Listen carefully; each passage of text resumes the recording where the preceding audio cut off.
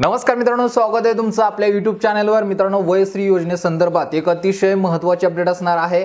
वयश्री योजना म्हणजे मित्रांनो ज्येष्ठ नागरिक ज्या लाभार्थ्यांचं 65 वर्षावरील जे वय असेल अशा लाभार्थ्यांसाठी महाराष्ट्र शासनाकडून वयश्री योजना सुरू करण्यात आली। या वयश्री योजनेमध्ये ज्या ज्या लाभार्थ्यांनी सहभाग घेतला तर अशामधील काही लाभार्थ्यांच्या खात्यावरती शासनाकडून अनुदानाची रक्कम पाठवण्यात आलेली आहे। म्हणजेच या योजनेचा लाभ भरपूर लाभार्थ्यांना देण्यात आलेला आहे। परंतु याच्यामध्ये अजूनही असे काही लाभार्थी असणार आहेत ज्यांना शासनाकडून अजूनही कोणत्याही प्रकारची अनुदानाची रक्कम बँक खात्यामध्ये जमा झालेली नाहीये। तर अशा लाभार्थ्यांसाठी एक अतिशय महत्त्वाची अपडेट असणार आहे। व्हिडिओ शेवटपर्यंत पहा। या व्हिडिओमध्ये तुम्हाला सांगणार आहे की तुमच्या खात्यावरती जी अनुदानाची रक्कम आलेली नाहीये तर ती का आलेली नाहीये, आपल्याला काय प्रोसेस करून घ्यायची आहे जेणेकरून भविष्यात आपल्याला कोणत्याही प्रकारची अडचण येऊ नये। तर व्हिडिओ कोणत्याही ठिकाणी स्किप करू नका, शेवटपर्यंत पहा। चॅनलवरती नवीन असाल तर चॅनलला सबस्क्राइब करा। माहिती समजली तर आपल्या मित्रांना नक्की पाठवा। तर मित्रांनो, या ठिकाणी तुम्हाला सांगू इच्छितो की शासनाकडून 65 वर्षावरील जे ज्येष्ठ नागरिक आहेत यांच्यासाठी वयश्री योजना सुरू करण्यात आली। या वयश्री योजनेसाठी आपल्या ग्रामपंचायतमध्ये किंवा आशा सेविका वर्कर असतील, आशाताई असतील यांच्या मार्फत ऑफलाईन पद्धतीने फॉर्म भरून घेतले जात होते। याच्यामध्ये आपल्याला आपलं स्वतःचं आधार कार्ड, बँकेचं पुस्तक, एक आयडी साइज फोटो, त्याचबरोबर आपल्याला उत्पन्नाचं स्वघोषणापत्र जे त्या फॉर्म मध्येच ॲडिशनल होतं, अशा प्रकारे जी डॉक्युमेंट होती ही आपल्याला जोडून ऑफलाईन पद्धतीने त्यांच्याकडे सबमिट करायची होती। किंवा स्वतः आशा सेविका, आशाताई जे आहेत या स्वतः येऊन हा आपला सविस्तर फॉर्म भरत होत्या आणि आपली कागदपत्र घेऊन संबंधित विभागामध्ये जमा करत होती। तर या प्रोसेसनुसार ज्या ज्या लाभार्थ्यांनी आशाताईंकडे किंवा ग्रामपंचायतकडे आपले फॉर्म जमा केले असतील तर अशा लाभार्थ्यांचे फॉर्म आपल्या जिल्हा परिषदेमधील समाज कल्याण विभागामध्ये जाऊन जमा झाले आणि त्या ठिकाणी यादी करायला सुरुवात झाली।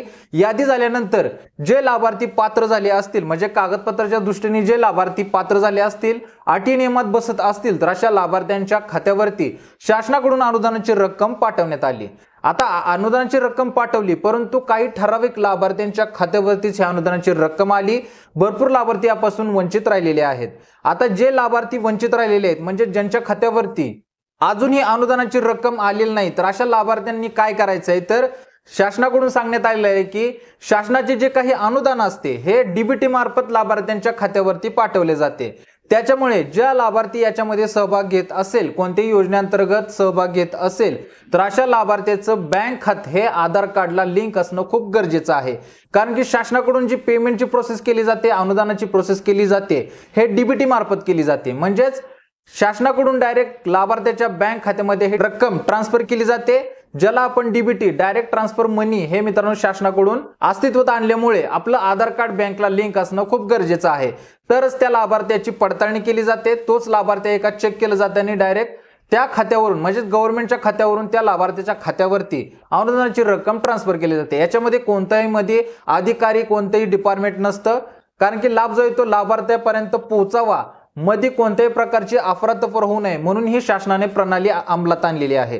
तर जे लाभार्थी अजूनही आपलं आधार कार्ड बँक खात्याला लिंक करायचे राहिले असतील, म्हणजेच तुम्ही वयश्री योजनेसाठी जे बँक खाते दिलेलं आहे तर हे बँक खातं आपल्या आधार कार्डला लिंक आहे का हे तुम्हाला चेक केलंय का, तर चेक करणं खूप गरजेचं आहे।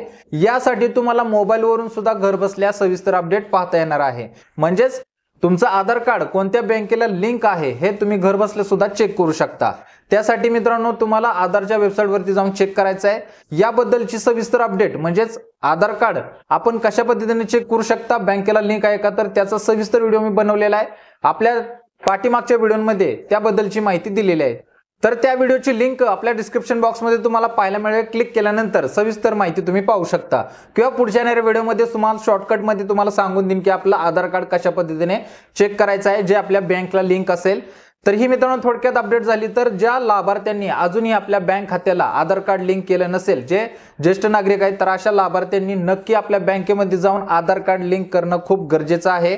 जर आधार कार्ड लिंक केलंच तर शासनामार्फत आता पुढे जे काही रक्कम येणार आहे, ज्या अनुदानाची रक्कम असेल तुमची पेंडिंग असेल तर संपूर्ण लाभार्थ्यांना ही अनुदानाची रक्कम कोणत्याही प्रकारची अडचण न येता थेट त्यांच्या बँक खात्यामध्ये जमा होईल। तर मित्रांनो चालू घडलेले अपडेट देणं खूप गरजेचं होतं। भरपूर लाभार्थी, भरपूर ज्येष्ठ नागरिक आपल्या ऑफिसमध्ये येऊन याबद्दलची चौकशी करत आहेत। बाकीच्यांना पैसे आले, आम्हाला का अजून आले नाही, आमची कागदपत्रे कोणत्या प्रकारच्या चुका आलेल्या आहेत का, त्रुटी आलेल्या आहेत का।